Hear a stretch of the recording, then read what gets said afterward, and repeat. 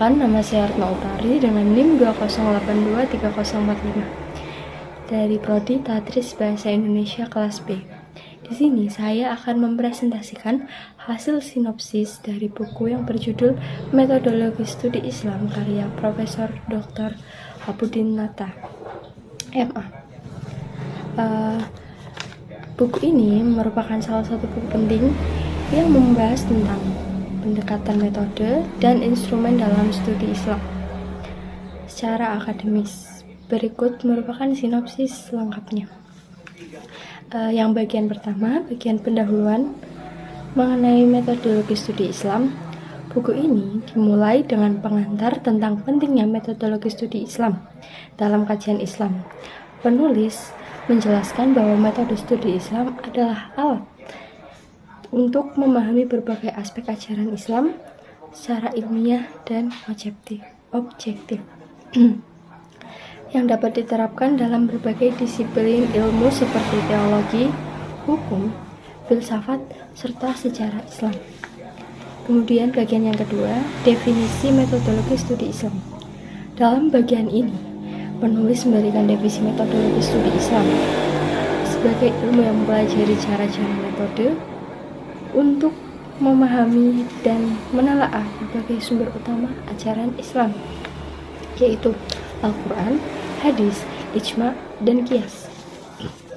Bagian yang ketiga, metode-metode dalam studi Islam. Buku ini secara rinci menjelaskan berbagai metode yang dapat digunakan dalam studi Islam. Di antaranya ada metode tafsir, yaitu metode yang digunakan untuk memahami teks Al-Quran, baik secara literal maupun kontekstual. Tafsir memerlukan ilmu bahasa Arab, asbabun nuzul, serta ilmu-ilmu alat seperti nahwu, shorof, dan balaghah. Yang kedua, metode hadis.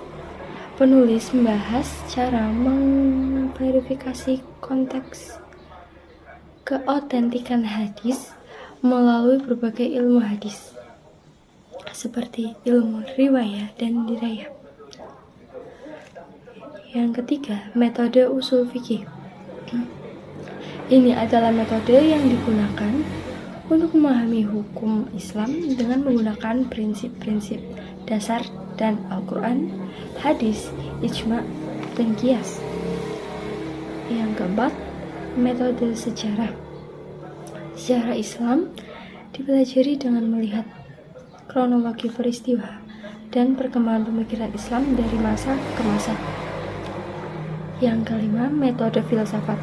Metode ini digunakan untuk memahami konsep-konsep teologis, filosofis, serta etika dalam Islam. Yang terakhir, metode sosiologi dan antropologi.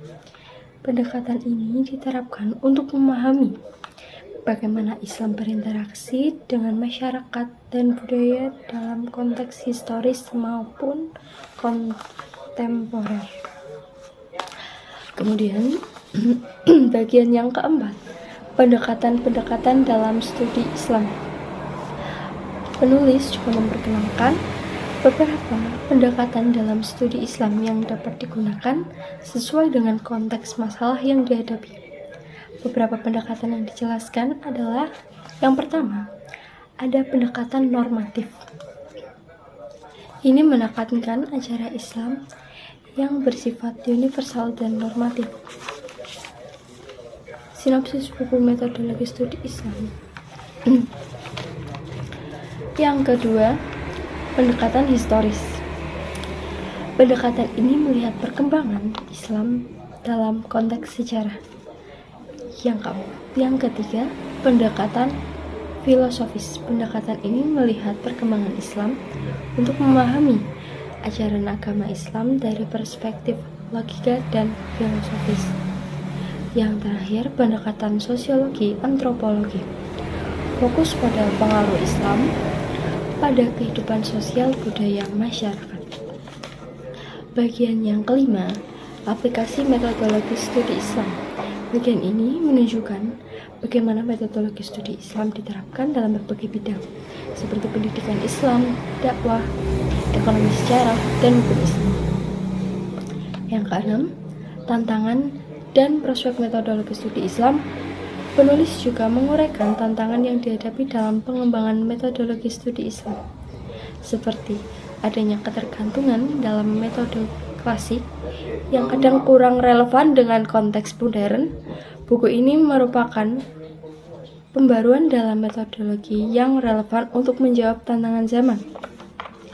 Nah, kesimpulannya, penulis menekankan bahwa pemahaman yang komprehensif tentang Islam memerlukan pendekatan multidisiplin dan metode yang tepat. Buku ini memberikan panduan bagi mahasiswa, akademisi, dan peneliti untuk belajar Islam secara mendalam dan menggunakan berbagai metode, dan juga dengan menggabungkan berbagai pendekatan serta analisis. Buku ini menjadi buku yang penting bagi studi Islam di era modern. Sekian presentasi hasil dari saya. Kurang lebihnya mohon maaf. Wassalamualaikum warahmatullahi wabarakatuh.